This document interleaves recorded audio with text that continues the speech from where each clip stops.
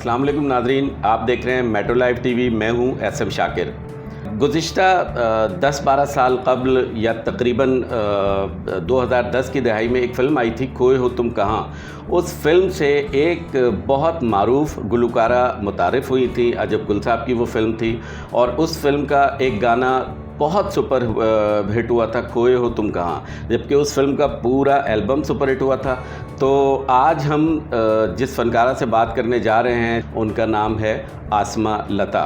आसमा, आप कुछ अपना इब्तदाई कैरियर के बारे में बताएं कि आप किस तरह से बहैसियत गुलकारा एंटर हुई पाकिस्तान फिल्म इंडस्ट्री में, बाद में फिर बहैसियत अदाकारा भी आपने काम किया और बेशुमार आपने फ़िल्मों में अपनी गुलकारी के जौहर दिखाए। थोड़ा सा इब्तिदा के बारे में बताएं। मैं स्कूल गर्ल थी उस वक्त जब इस फील्ड में आई हूँ। खोए हो तुम कहाँ मूवी मिली, गुल साहब ने एक अच्छी मूवी दी मुझे। लेकिन उससे पहले मेरा जो ट्रायल था वो था यूसुफ खान साहब के साथ, नुसरत फ़तेह अली खान साहब के साथ और अदनान समी के साथ, कि जिन्होंने मुझे मेरा वोकल टेस्ट लिया था। और बस यही उनका कहना था कि यार ये थोड़ी बड़ी होती ना एज में ज़रा, तो हम इससे गाने गवाते, क्योंकि चाइल्ड थी उस वक्त। तो बहरकैफ ये था कि पास कर दिया मुझे और थोड़ा सा वेट की ज़रूरत थी उनको। खैर वो लोग अपनी अपनी जगह पे काम करने लगे। फिर मुझे खोए तुम कहाँ मिल गई। यूसुफ खान साहब की मूवी मिली पहले, तो वो गए। यूसुफ खान साहब की कौन सी फिल्म थी? नाम पता नहीं, गालिबन मुख्तार करके था कुछ। Omar Mukhtar, I don't know, maybe. तो उसके मैंने गाने गाए थे। और अदरीस भट्टी साहब के स्टूडियो में मून मार्केट में इकबाल टाउन में होता था वो। खुर्रम भट्टी साहब का पहला वो था, उनके जो साहबजादे हैं अदरीस साहब के, उनकी पहली रिकॉर्डिंग उनकी थी और पहली मोमेंट सिंगिंग की मेरी थी। तो सामा जी के ऊपर ये पिक्चराइज थे। देन खैर वो मूवी तो आई गई हो गई, लेकिन खोए हो तुम कहाँ जो है वो मेरी लाइफ का हिस्सा बन गई। तो उसके लिए मैं थैंक्स करना चाहूँगी गुल साहब का, कि उन्होंने बहुत अच्छी पिक्चर, बहुत अच्छा प्लेटफॉर्म हमें दिया। और ये भी कहना चाहूँगी कि बाकी भी जितने लोग हैं, हमारे आर्टिस्ट हैं, एक्ट्रेस हैं, एक्टर हैं या सिंगर हैं या कोई भी शोबे से इंडस्ट्री से वाबस्ता रखते हैं, तो वो ऐसा कोई ना कोई प्लेटफॉर्म बनाएं ताकि नए आने वाले लोग जो हैं मेरी तरह, जैसे मैं उस वक्त में थी, तो एक अच्छा कोई ना कोई आर्टिस्ट निकले। तो ये होना चाहिए। गुल साहब ने बहुत अच्छा कदम उठाया था मूवी बनाकर, जिसमें काफ़ी लोग जो थे उभर के सामने आए। वो तो थे ही आर्टिस्ट, नामी ग्रामी थे। तो हम जैसे भी बेचारे साथ में जो थे, खैर बेचारे नहीं, अल्लाह रहम करे, हम जैसे लोग भी जो थे छोटे लोग, वो भी अल्लाह ताला ने उनको भी इज़्ज़त दी। ऐसा उसके बाद फिर आप की मकबूलियत में इजाफ़ा होता रहा और पूरी दुनिया आपने विज़िट किया, पूरी दुनिया में शोज़ किए। और ख़ास तौर पे जो उस फिल्म के गाने थे वो बेशुमार मुल्कों में उसके कैसेट्स। मैंने लंदन BBC से उसकी शील्ड ली खोए तुम कहाँ के हवाले से, UK रेडियो स्टेशन से और अमेरिका से और पता नहीं कहाँ से मैंने वो। वाकई माशाल्लाह इतनी मकबूल हुई मूवी और गुल साहब ने इतनी मेहनत उस पर करी, अल्लाह ने उसको इतनी इज़्ज़त दे दी कि मैंने सभी, जापान हो, अमेरिका हो, लंदन हो, अरब कंट्री हो, अफ़गानिस्तान हो, हिंदुस्तान हो, सारे मुल्कों से अल्हम्दुलिल्लाह उसका कोई ना कोई एजाज़ लेकर आई हूँ मैं। अच्छा, विद पाकिस्तान आपने जहाँ उर्दू फिल्मों में बहुत अच्छे गाने रिकॉर्ड कराए और प्लेबैक सिंगर के तौर पे काम किया, तो पश्तो फिल्मों के लिए भी आपने गाने रिकॉर्ड कराए, बल्कि बहैसियत अदाकारा भी काम किया और आपके बेशुमार लाखों फैंस हैं। जी, ये भी क्रेडिट जो है गुल साहब का है। उन्होंने क्या किया कि एक दिन मुझे कॉल आ गया कि खान जी किधर हैं आप। मैंने कहा जी हुक्म करें। तो बोले हाँ जी, क्योंकि मेरे लाइफ का जो बिगनिंग है वो पेशावर से है। एक्चुअली मैंने पेशावर टीवी से उस वक्त मेरे ख्याल में 8 से 9 साल की मैं बच्ची थी। तो हम लोग पेशावर के रहने वाले हैं और वहाँ पर हम लोग रहते थे और मेरा टीवी से वहाँ से स्टार्ट हुआ। कुछ अजीज़ थे वहाँ पर जिन्होंने मुझे पाकिस्तान पेशावर टीवी से मुतारिफ़ करवाया। फ़खर साहब थे, फ़रख साहब थे वहाँ के, जो टीवी के करता धरता थे उस वक्त। और जो मुझे लेकर गए सैफुल्लाह खान साहब, नसीम खान साहब, शेर खान साहब, इस तरह के, काले खान साहब, ये लोग कुछ लोग थे जो मेरे वेल विशर थे। और इन्होंने मुझे वहाँ मुतारिफ़ करवाया और वो मेरा पहला प्रोग्राम था। उसका नाम था मेरे ख़्याल में आबशार तो यहाँ का था, पाकिस्तान टीवी का, वहाँ का ज़रा नाम थोड़ा सा भूल गई हूँ, हिंद को शो था। तो उसमें अल्लाह ने बहुत इज़्ज़त दी। फिर पहला शो मेरा हुआ पीसी में, एक एजाज़ था कि कोई ओहदेदार लोग बैठे थे, अफसरान थे। तो उन अफसरानों में जो बड़े अफसरान थे उन्होंने मुझे फिर ये जो लता का खिताब है ये मुझे उन्होंने दिया हुआ है पेशावर पीसी से। अच्छा, आपका शुरू से मतलब पैदाइशी नाम लता? पैदाइशी तो जो है 2-3 नाम है मेरे। अच्छा। मतलब दादी मेरी जुलेखा कहती थी, अच्छा। माँ मेरी मुझे हुस्ना कह देती थी, बाप मुझे अस्मा कहते थे। अच्छा। तो ये घरेलू मेरे ये नाम है, लेकिन आईडी कार्ड पे आसमा ही है। लेकिन लता जो नाम है वो मुझे पेशावर पीसी में जो हमारा, उसमें शमशा कवल सिंगर थी, जरका सिंगर थी, अच्छे बड़े नाम थे। मैं उस वक्त चाइल्ड बच्ची थी। लता मंगेशकर इस वक्त बरसगीर की सबसे टॉप गुलकारा हैं, अल्लाह पाक उनको ज़िंदगी दे। आमीन, आमीन। उनसे आप मुतासिर थी या क्या बातें थी कि जी आप उनके गाने सुनती थी? उनके बाद अगर लता को कोई गाता है पूरे बरसगीर में तो वो आसमा लता, ये क्या बात है?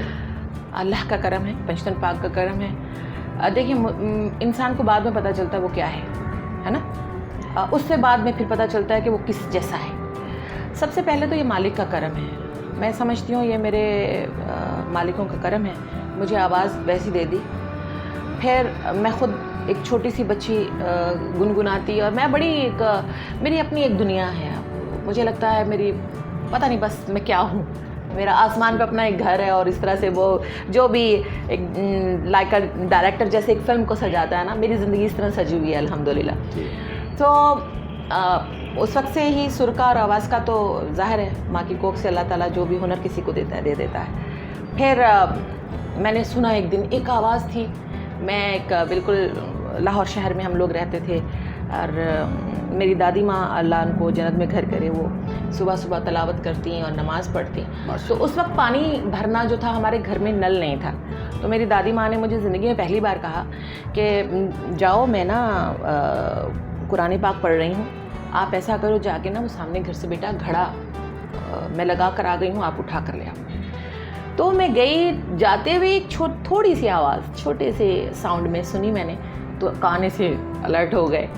और उसके बाद जब मैं वापस आ रही थी, घड़ा मटका यहाँ पर था मेरे ही कमर पे, और मज़े से आ रही थी, और बड़ी प्यारी चाल, उस चाल को जो है वो रिदम में तब्दील हो गई। जो रिदम चल रहा था, और वो रिदम था भोर भये पनघट पे, राज कपूर साहब की मूवी है सत्यम शिवम सुंदरम, SSS, तो उसका गाना चल रहा था। बस वो रिदम और वो आवाज़, फिर वो मैंने कभी नहीं किया था, फिर मैंने वो किया। वो ये था कि वो सुबह सुबह, वो पठान लोग थे, वहाँ भी पठान लोग रहते थे, वो हमेशा ये गाने लगा देती, और मैं बेचारी उसके दरवाजे पे पानी भरने के बहाने उसके गाने सुनती। तो यहाँ से इब्तिदा हुई। और उसके बाद फिर आसमा लता ने पीछे मुड़ के नहीं देखा। आपने पूरी दुनिया में जिस तरह मकबूलियत हासिल की, कराची में आप क्यों मुस्तकिल वहाँ क़याम नहीं किया? आप कराची से क्यों वापस लाहौर आ गई? मैं बिल्कुल वापस नहीं हूँ। मेरा मानना और मेरा कहना ये है, मुझे जब समझ आई है तो वो ये आई है कि कुल आलम हमारा अपना है, हमारे मालिक का है तो वो हमारा है। तो फ़र्क तो मुझे दिखाई अब देता नहीं किसी में। तो मैं जहाँ भी रहती हूँ, मुझे लगता है मुझे यहाँ भी रहना चाहिए, मुझे यहाँ भी होना चाहिए, मुझे यहाँ भी होना चाहिए। अब ये मेरी दीवानगी है, प्यार है या क्या है, मतलब है तो पॉजिटिव व्यू में ही। तो कराची रही हूँ, अभी भी मेरा माशाल्लाह वो है, घर है, और वो मुझे बड़ा अजीज़ है। कराची ने मुझे बहुत इज़्ज़त बख्शी है, सिंध ने, पंजाब ने बहुत इज़्ज़त बख्शी है। सबसे पहले सरहद में मुझे अल्लाह ने बहुत इज़्ज़त दी। फिर बलूचिस्तान गई, वहाँ अल्लाह ने बहुत इज़्ज़त दी। तो अपने मुल्क में एक वक्त था कि गली गली गाई हूँ मैं, अल्हम्दुलिल्लाह ऐसा हुआ है। लाइव गाती हूँ, मैंने सीडी वीडियो पे मैं नहीं गाती। एक वक्त आया, मुझे किसी ने सिंदूर दे दिया, मेरा गला 1.5-2 साल के लिए बंद हो गया था। नूर साहब की, और मतलब पाकिस्तान की आपकी सारी मूवीज़ ही मेरे पास थी। लेकिन वो फिर अल्लाह ताला ने ऐसा मौजज़ा किया, बीवी पाक मेरी ख्वाब में आई और मेरी आवाज़ कुदरती ठीक हो गई। आपने ये सीडीज़ का जिक्र किया, आजकल जितने भी सिंगर्स जी। हैं वो यही सहारा लेते हैं, वो सीडी पे गाते हैं और वो ट्रैक चल रहा होता है और वो परफॉर्म कर रहे होते हैं, लेकिन आप वाहिद गुलकार हैं जो लाइव परफॉर्मेंस पे जो है वो यकीन रखती हैं। कंडीशनली कभी ऐसा होता है, लाइक जैसे हम पश्तो कॉन्सर्ट्स करने जाते हैं तो मेरे ख्याल में वजह शायद ये कारण ये होती है कि साउंड जो है आपके कैमरा में वो नहीं आ रहा होता, इसलिए उनको सीडी पे जाना पड़ता है। लेकिन मैं बहुत हद तक कोशिश करती हूँ कि मैं, अगर आपको गाना आता है, थोड़ा सा भी आता हो, जैसे ज़रा सा मुझे अगर आता है, मैं तो खैर अभी भी स्टूडेंट हूँ और सारी ज़िंदगी रहूँगी, मैं हर बड़ा हो छोटा हो किसी को भी अगर काम मुझसे ज़्यादा आता है तो मैं सीखती रहती हूँ, तो काम तो सीखते रहना भी चाहिए। तो मैं तो लाइव गाने की कोशिश करती हूँ जी, कि मुझे बहुत अच्छा लगता है लाइव एक्सप्रेशंस देना, फीलिंग मोमेंट्स जो हैं वो आप आवाम तक, अपने प्यारों तक पहुँचाना, उसको परफॉर्म करना, नॉट जस्ट सिंग करें आप, नहीं, मुझे परफॉर्म करना अच्छा लगता है। बहुत सारे लोग तो मुझे अमराव जान का भी खिताब देते हैं।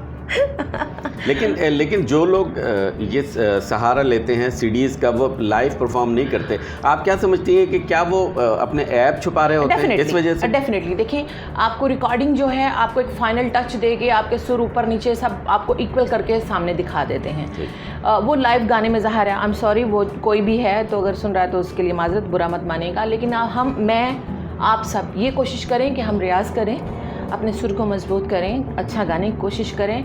अभी तो बहुत बुरा पीरियड, काफ़ी सालों से म्यूज़िक अच्छा नहीं आ रहा, आई एम सॉरी, मुझे ये कहना पड़ रहा है, मैं सच कहूँगी। हमारे म्यूज़िक डायरेक्टर्स को चाहिए, बहुत लायक हैं, अच्छी कंपोजिशंस दें। हमारे शायरों को चाहिए, बहुत अच्छे शायर हैं, मौजूद हैं, वो अच्छी शायरी दें। हमारे सिंगर्स बहुत अच्छे हैं, उनको चाहिए फीलिंग्स को बाहर लाएँ, जो आपके तलफ़ुज़ है उसको ठीक करें, जिसमें जो खामी है उसको ख़त्म करके। ऐसा नहीं है, क्योंकि मैं ये कहना चाहती हूँ, ऐसा नहीं है कि किसी के पास टैलेंट नहीं है, सबके पास सब कुछ है। वो सिंगर है, फीमेल है, मेल है, वो एक्टर है, वो डायरेक्टर है, वो प्रोड्यूसर है, हर बंदा अपने काम में माहिर है और सबके पास कुछ ना कुछ है। तो हमें ख़ुद को देखना है कि हमारे अंदर कौन सी चीज़ जो है वो बुरी है और वो हमारी पब्लिक को जो है अट्रैक्ट नहीं कर रही है और वो ख़राब हो रहा है काम, तो उसको रफ़ा दफ़ा करके अपना अच्छा काम लेके सामने आए। पाकिस्तानी इन दिनों काफ़ी फिल्में बन रही हैं, लेकिन आप पाकिस्तानी किसी फिल्म में नज़र नहीं आ रही कि एज ए सिंगर? पाकिस्तान में अभी जो मूवी बन रही हैं वो मेरे अपने शहर कराची से ही बन रही हैं, लेकिन एक्चुअली वो ड्रामाज हैं, नॉट अ मूवी, वो मूवी नहीं है, ठीक है ना, वो ड्रामाज है। ड्रामाज के अंदर वो जो भी जितनी भी एफर्ट कर रहे हैं अच्छी कर रहे हैं, फ़िलहाल वो अच्छी कर रहे हैं। वो जो म्यूज़िक भी आ रहा है वो सदा पे नहीं आ रहा, क्योंकि म्यूज़िक, फिल्म का म्यूज़िक डायरेक्टर और है, फिल्म की सिंगर और है, जिसका नाम प्लेबैक सिंगर है, उसके ऊपर कोई हॉट सीट ही नहीं है। अल्हम्दुलिल्लाह वो मेरे पास है, या मेरे जैसे सीनियर्स के पास है, या मेरे कुलीग्स के पास है, या मुझसे जूनियर जो लोग आएंगे उनको अल्लाह नसीब करे, सबको, हम सबको ही करे। तो उसका पैनल ही और है, उसका प्लेटफॉर्म ही और है। एक्चुअली कराची में हमारा जो है कैसेट का दौर, कभी कैसेट का दौर था, फिर टीवी का दौर था। पंजाब में फिल्म इंडस्ट्री का ही प्लेटफॉर्म है, और इसको मेरा तो खैर ये भी कहने का मतलब नहीं, मैं समझती हूँ सारा मुल्क ही एक है, जिस भी प्लेटफॉर्म से जो भी काम करे, जितने लेवल पे करे, बहुत अच्छा करे। कराची जो कर रहा है बहुत अच्छा कर रहा है, अल्लाह करे और उनको इजाफा मिले। लेकिन हमें अपनी इंडस्ट्री को, ये इंडस्ट्री जो है ना पंजाब में, लाहौर, ये लाहौर सबका है, ये कराची का भी उतना है, लाहौर वालों का भी उतना है, हम पेशावर वालों का भी उतना है, बलूचिस्तान का भी उतना है। तो हम सबको चाहिए कि हमारी इंडस्ट्री हमारा एक घर है, यहाँ पर हम इसके सारे बच्चे, हम इसको अच्छा करना है, तो काम अच्छा होना चाहिए बेसिकली। अजब गुल साहब के साथ आपने एज ए डायरेक्टर उनकी फिल्म में काम किया, एज ए सिंगर, जी हाँ। लेकिन उसके बाद आप उनके साथ एज ए हीरोइन भी आई पश्तो फिल्मों में, और बेइंतहा पसंद किया। अरे हाँ, वही तो बता रही हूँ, पश्तो फिल्मों के मुझे कॉल आ गया कि आए भाई पेशावर गाना करना है। मैंने कहा सर पश्तो, सर बोले आप कर सकती हैं, मुझे पता है आपका, आप आएँ। तो इसके लिए भी उनका ही शुक्रिया है। लेकिन एज एन एक्ट्रेस जो है वो मुझे अरशद साहब लाए, लेकिन लाए किसकी वजह से? एम अरशद साहब की वजह से। एक्चुअली मुझे एज एन हीरोइन, मैं बहुत चाइल्ड थी जब से, मैं बहुत खुशनसीब हुई इस हवाले से कि मुझे अल्लाह पता नहीं अल्लाह उनको ज़िंदगी दे है या नहीं है, तो अल्लाह उनको जन्नत नसीब करे। शमी मारा साहबा, संगीता साहबा, परवेज़ कलीम साहब, सैयद नूर साहब, जावेद शेख साहब, शान साहब, मोमी साहब, परवेज़ राना साहब, अल्लाह जन्नत में घर करे, सूदी भट्ट साहब, जरार रिजवी साहब, ये जितने भी मेरे इंडस्ट्री के लोग हैं, इन्होंने मुझे शुरू से ये कहा है कि यू आर द इंशाल्लाह तुम नेक्स्ट लेवल पे जब आओगी, बड़ी हो जाओगी, तो तुम एक्ट्रेस ही बनोगी। तो एक्ट्रेस का जो तमगा है वो तो बचपन से मेरे साथ है, लेकिन मैं क्योंकि एक नॉर्मल फैमिली से ताल्लुक़ रखती थी, मेरे लिए गाना ही बहुत बड़ी बात है। मैं तो एक जंग लड़ रही थी पिछले बचपन में सारी, जब से मैं यहाँ ग्रो अप कर रही थी, घर में मेरी जंग लड़ रही थी कि मुझे गाना तो वो लड़ते लड़ते इधर ये हो रहा था कि नहीं एक्ट्रेस बनाएंगे।